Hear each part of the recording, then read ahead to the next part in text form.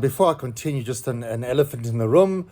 Yes, I know I don't want to talk about it very much, but yes, I know there's iCloud and Google Photos that I can store all my videos and stuff. I do know that it's a bit of a neurosis where I'm still scared to delete things on my iPhone. I know it's irrational and it's paranoid, but so I'm going to bring myself to delete stuff off my phone. I am aware of the technology. I know I came across as very, very backward, etc., etc. But I think let's just move on. Thank you for one or two of you pointing this out to me, and you were very kind, very kind. You weren't patronizing. You didn't point out what a blithering idiot I came across. So I thank you for that. Thank you for your kindness. You could have let loose, but you were very nice.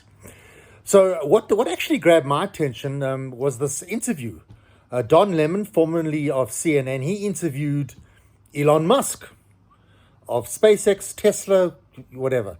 They did it a day ago. Now, I got to be honest, I don't ever watch any Elon Musk interviews because the second he starts talking, I don't know what it is. I'm just repulsed by him. It's just his energy. I don't like the way he comes across. He makes me feel uncomfortable. He doesn't come across as a nice person. He doesn't speak very well. He's just got this air of like arrogance to the power of 25. Like it's just too much. I think what it is, he doesn't come across as human. He doesn't seem to come across as somebody with any empathy or compassion or any emotion.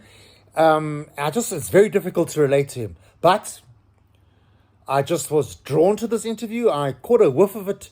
First, I saw Gareth Cliff mentioned it on the Twitter. I'm gonna carry on calling it Twitter. I don't care. Calling it X is ridiculous. It's stupid. It's like, why doesn't Nike change its name to Ekin or something stupid, or Coca-Cola change its name to Kalamazoo? It's ridiculous. I mean, I'm not gonna.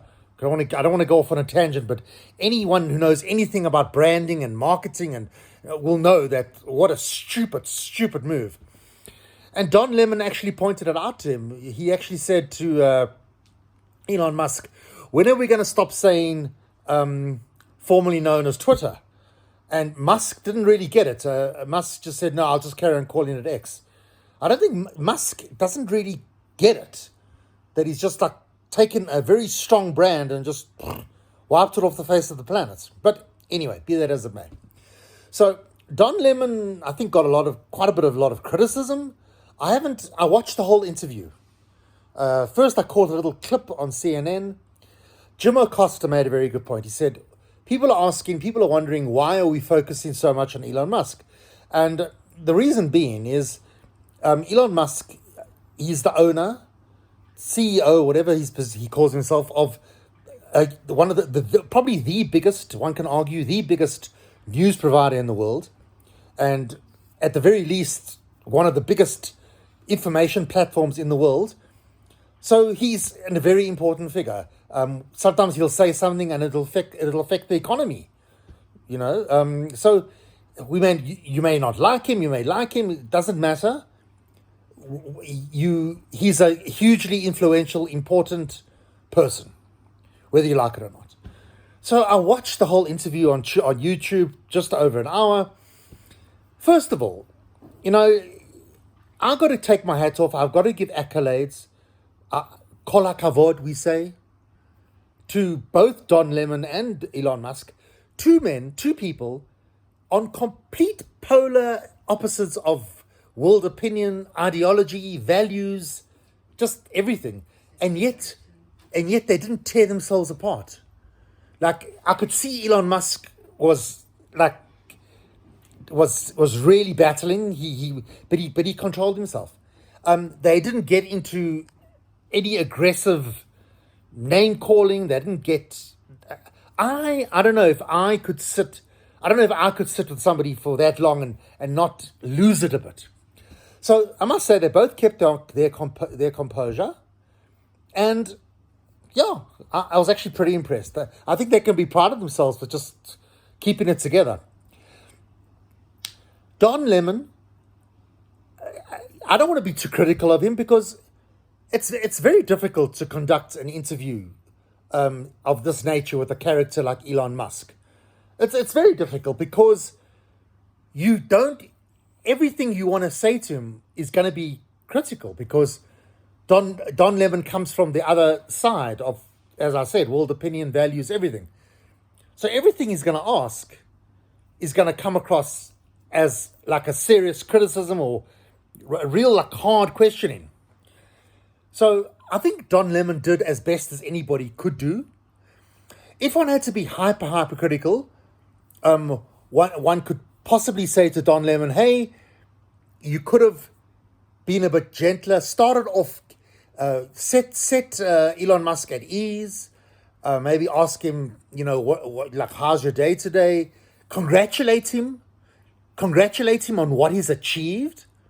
I think that would have been a good thing. I think Elon Musk makes as if he does what he does for philanthropic and for all these virtuous reasons. But at the end of the day, the man's got a huge ego, and it's about living. He wants to leave his legacy. It's a big. He's very image conscious and all of that. So I think if Don Lemon started off with a compliment and congratulated him, because let's face it, the man is brilliant. He has achieved amazing things. Scientifically, scientific genius, business genius, total genius. But I think the main thing I got from the interview, first of all, it just confirmed a lot of my suspicions of my opinion of Elon Musk. And it was just interesting to watch this interview and to see how it played out.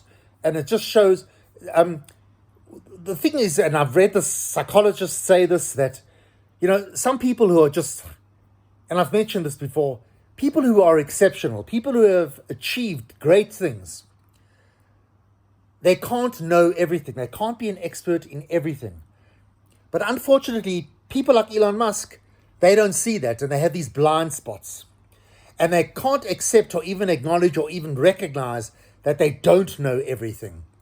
And they think that they are always right about everything. And that simply isn't the case. So this interview just basically highlighted that and confirmed it for me. If you haven't watched the interview, probably this is maybe irrelevant to you, but give it a watch. I think I found it very interesting. Actually pretty historical. If we want to look back at this interview one day, and it could be very valuable. It's definitely historical.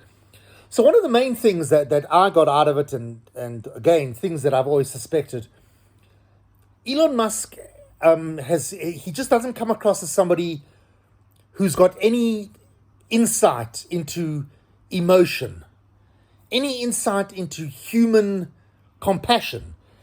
He claims to have insight into humanity, and he cares about the world and the future of the world. But that's just the bigger picture of the world. I don't think he really cares about the downtrodden, people who are suffering, the poor. He doesn't.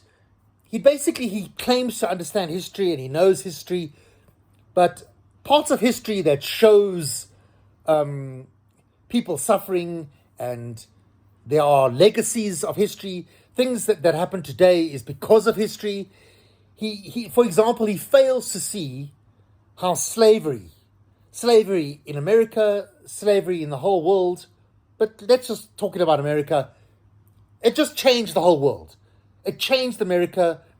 The foundation of America's amazing, strong economy is because of slavery.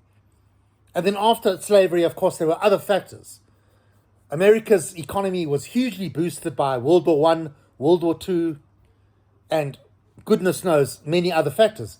But slavery was a huge factor.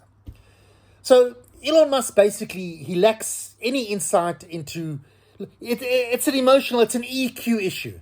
He's just, he comes across as an automaton. Like somebody who's just with no feelings, basically. And a lot of gaslighting and denial and just a lot of blind spots. And overall, it's worth looking. It's on YouTube. Go check it out.